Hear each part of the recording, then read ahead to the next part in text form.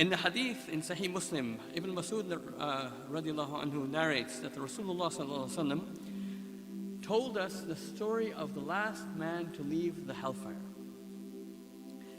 This is the man who started to crawl away from hellfire, and his face is filled with dirt, and he's slipping on the dirt trying to crawl out. A tremor happens, and he falls back in, and he continues to crawl out and continues to try to escape, and finally he makes it out. When he gets past it, he turns back horrified and announces with the loudest voice, "All praise is due to Allah subhanahu wa ta'ala who has saved me from you."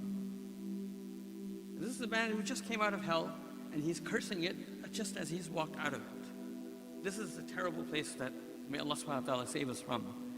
Then he says very proudly, he says, "Verily I have been rewarded with something that no one from the beginning to the end of creation has been blessed with." At that moment he catches sight of a tree that has been commanded by Allah subhanahu wa ta'ala to be raised for him, and he quickly raises his hands and says, "Ya Allah, allow me to draw near to that tree so that I can cool myself under its shade and drink from its water." And so Allah subhanahu wa ta'ala turns to him and he says, "O son of Adam, I fear that if I grant you what you ask for, you will ask for more." And he says, No, I just want to get to that tree. I just want to sit under that tree, and I won't ask for anything else. So as the man is now under that tree, and he's basking in that shade, and he's enjoying the water that's underneath the tree, he sees another tree. And this tree is better, it's got nicer fruit, it's a bigger tree. He says, "Ya Allah, can I go to that one?" And so Allah subhanahu wa ta'ala says to him, did you not just promise me that you will not ask for anything else? Perhaps if I give you this, you will ask me for something more. He says, "Ya Allah, no, I won't ask you for anything more. Just give me that, get me to that tree. That's all I ask. I won't ask you again." And so the man is now permitted to get to this tree.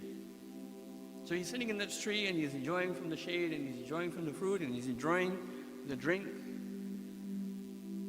And then there's a tree that's further, that's close to Jannah, close to the walls of Jannah, and it's a better tree.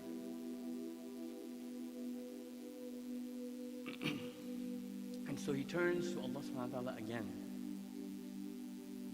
And he asks Allah subhanahu wa ta'ala, "Can I go to that tree?" And so Allah subhanahu wa ta'ala turns to him again and he says, "Didn't you just say that you would not ask for anything more?" He says, "Ya Allah, after that tree, nothing else. That's all. That's my last request." And so he is now permitted to go to this tree. This hadith is not complete yet, but this hadith gives you an example of who we are. There is another hadith that the Prophet ﷺ tells us that nothing will satisfy the belly of man except the dirt of his grave. So it shows that we are constantly asking, our prize is not in this dunya. Our prize is not a nice car, a nice house, a big family, or a nice job, whatever. Our prize is with Allah subhanahu wa ta'ala. Our prize is in the akhirah. Our prize is not here. And we have to keep reminding ourselves of that. And our nature, unfortunately, is that we keep wanting. And the more you have, the more you want. The more you have, the more you want.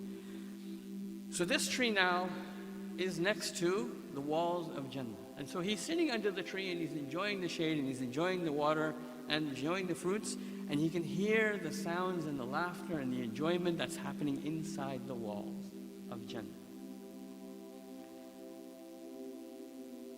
And he turns to Allah again. He says, "Ya Allah, allow me to enter Jannah." And so Allah subhanahu wa ta'ala turns to him, "O son of Adam, what will satisfy you? What will finish your pleading?" Then Allah subhanahu wa ta'ala offers him more. He says, "Will it please you if I give you all of the treasures and the bounties of the entire world and then double it?" The man's smile wipes off, and he turns to Allah and says, "Are you mocking me?"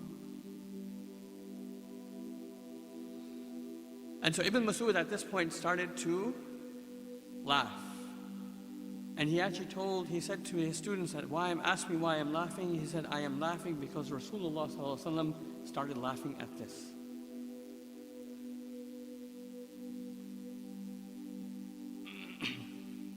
And so Allah subhanahu wa ta'ala responds to the man and he says, I am not mocking you. Rather, I am capable of doing whatever I wish. Subhanahu wa ta'ala. The man is allowed to enter into Jannah. And as he enters Jannah, Allah subhanahu wa ta'ala turns to him and says, you can enter and I will give you all of the treasures and the bounties of the entire world and the heavens, and then double it, and then double it, and then double it, and then double it. Now in simple math, that's 10 times. That's pretty good. The guy did well, alhamdulillah. This is the last man to come out of Jannah. But if you use what we now know as, exponential math, if you're doubling something 5 times, that's 32 times what we have in this world and everything in it. And this is the man who left hellfire. What about those, may Allah subhanahu wa ta'ala make us of those who go directly into Jannah? What is the reward for those people that don't have to suffer through hellfire?